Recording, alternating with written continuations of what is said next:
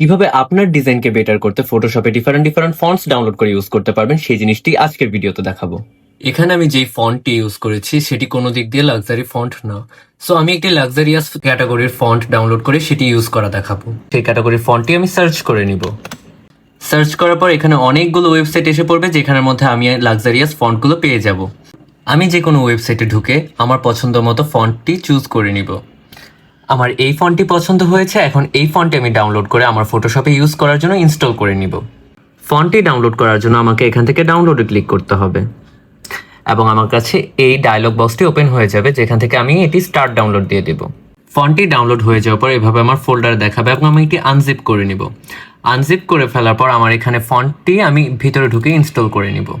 এখানে আমার ফন্টটি install option আসবে, আমি এখানে জাস্ট একবার ইনস্টল করলেই ফন্টটি আমার ফটোশপে ইনস্টল হয়ে যাবে। এখন আমি ফটোশপে এসে প্রপার্টিজ থেকে আমার নতুন ডাউনলোড করা ফন্টটির নাম সার্চ করলেই পেয়ে যাব। এই যে এখানে আমার ফন্টটি ডাউনলোড আছে, এখন আমি জাস্ট এটি ক্লিক করলে ইউজ করতে পারবো। আমি জাস্ট আমার প্রয়োজন মতো ফন্টটি ডাউনলোড করে চেঞ্জ করে এখন ইউজ করতে পারবো, যেটা আগে থেকে আরো বেশি প্রিমিয়াম লুক দিবে। এভাবেই ফটোশপের আরো সকল ট্রিক্সগুলো জানতে অবশ্যই সাবস্ক্রাইব করে ফেলুন আমার চ্যানেলটি।